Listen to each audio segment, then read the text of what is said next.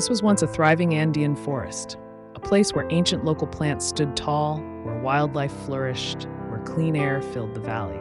But in 2024, disaster struck. A massive wildfire at Kilometer 82 of the Inca Trail, in the heart of the sacred valley of the Incas, reduced this land to nothing but ashes. Wildlife displaced, farmland destroyed. And if we don't act now, this land may never recover. But we refuse to let this be the end of the story. That's why we launched the Restoring Nature. The planting process was a collaborative effort with local travel agencies, volunteers, and conservation experts participating. We've already planted 2,000 native trees, Queuña and Chachacoma, species chosen for their resilience to extreme temperatures and ability to restore ecosystems.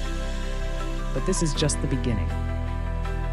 We need your help to restore what was lost and protect the future of the sacred valley.